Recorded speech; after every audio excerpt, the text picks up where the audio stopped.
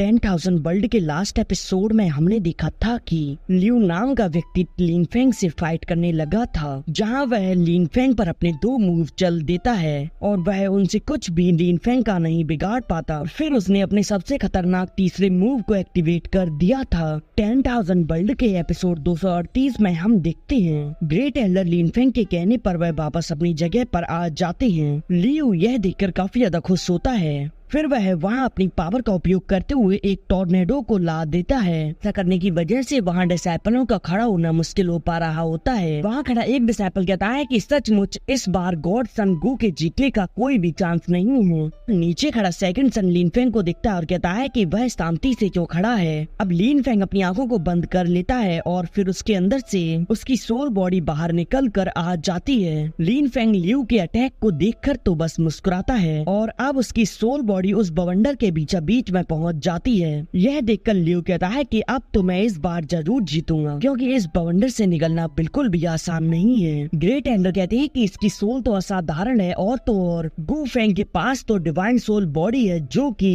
एक real person की तरह लग रही है। इतना ही नहीं, इसकी सोल बॉडी के अंदर तो भयानक पावर मौजूद है।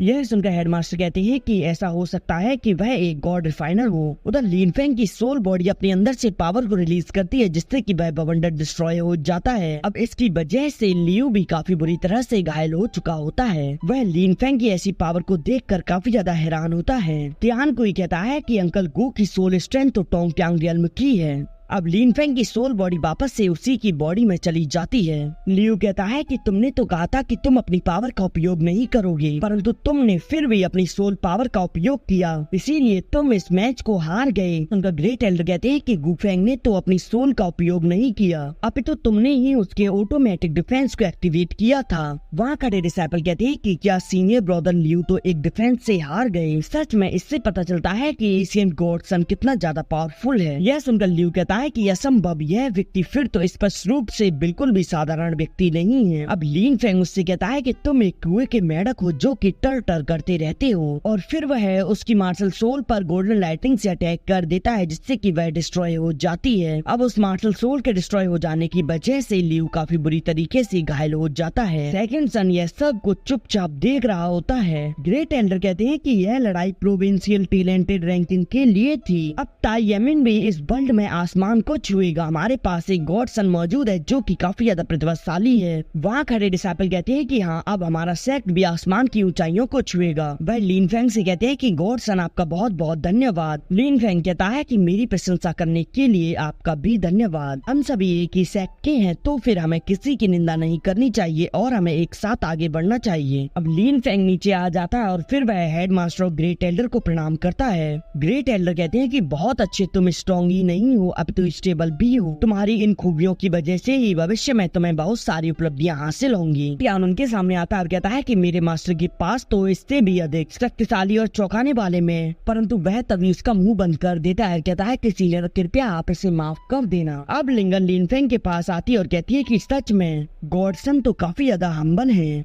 और फिर वह लिन फेंग से बातें बनाने लगती है। उसकी बातों से पता चल रहा होता है कि उसकी हरकत ठीक नहीं है। लिन फेंग कहता है कि कृपया आप अपने दायरे में रहें तो तुम्हारे लिए ज्यादा अच्छा होगा। वहाँ के डिसाइपल कहते हैं कि सच में गॉडसन तो काफी ज्यादा सख्त है, उन्होंने तो मिसेस लिंग को हाथ पकड़कर पीछे ही रोक दिया। लिंगर कहती है कि गॉडसन आप तो सच में काफी ज्यादा दिलचस्प हैं। ग्रेट एल्डर भी उसकी हरकतों को देखकर कहती है कि लिंगर, अब तुम अपनी पीक पर वापस लौट जाओ। लिंगर यह सुनकर मुंह बनाने लगती है और कहती है कि आपका ग्रैंडसन तो हमेशा कल्टीवेशन में ही बिजी रहता है, देख लेना एक दिन वह कुआरा ही मर जाएगा, लेकिन मैं ऐसे नहीं मरना चाहती। मैं चाहती हूँ कि आप मुझे अनुमति दें कि मैं गॉडसन को यहाँ से घुमाने ले जाऊँ। यह कहते हुए वह लिन फेंग की ओर बढ़ रही होती है, परंतु लिन फेंग उसे रोक देता है। यह सुनकर हेडमास्टर कहते हैं कि ठीक है, तुम गू फेंग को ले जाओ, लेकिन उसे ज्यादा परेशान मत करना और तुम इससे अच्छा व्यवहार करना। यह सुनकर वह खुश हो जाती है और अब वह तुरंत अपने वर्ड को वहाँ बुला लेती है। अब वह और लिन फेंग वहाँ से जाने लगते हैं। तभी ग्रेट एल्डर टियानकुई से कहते हैं कि टियानकुई तुम भी जाओ, और अब टियानकुई भी उन्हीं के साथ वहाँ से चला जाता है। अब वह लोग रास्ते में चल रहे होते हैं। तभी लिंगर उन्हें बताती है कि इस सेक्ट को 3 भागों में बांटा गया है। जिसमें sword peak, Asian God peak और याओ फेंग एल्केमी है। इन तीनों मेरिडियन में अपने अपने फॉरबिडन लैंड भी मौजूद हैं और उन फॉरबिडन लैंड में बहुत अच्छी चीजें हैं। फॉर एग्जांपल के लिए सॉर्ड पीक में मौजूद डिवाइन सॉर्ड पॉन्ड, वहाँ पर गॉड लेवल इनहेरिटेंस और टाई डिवाइन सॉर्ड हैं। यह सुनकर साउटियन कहता है कि क्या डिवाइन सॉर्ड, और अब वह लिंगर से पूछता है कि क्या यह चीज अभी भी ओनरलेस है, इनका कोई मास्टर नहीं है। इस पर लिंगर कहती है कि फर्स्ट जनरेशन के हेडमास्टर के पतन के बाद इन्हें कोई भी कंट्रोल नहीं कर पाया। ग्रैंडपा ने मुझे बताया है कि इनको केवल ट्रू गॉड रियल्म की प्रतिभा वाला व्यक्ति ही कंट्रोल कर सकता है। यह सुनकर त्यानक्यू कहता है कि सीनियर सिस्टर, तो फिर क्या हम एक बार इन्हें लेने के लिए ट्राई कर सकते हैं। इस पर लिंगर कहती है कि अवश्य, तुम मेरे साथ चलो। अब वह थोड़ी ही देर में एक जगह आ जाते हैं जहाँ पर एक एल्डर होते हैं। उनकी कल्टीवेशन को देखकर लिन फेंग हैरान होता है। वह कहता है कि वर्चुअल गॉड रियल।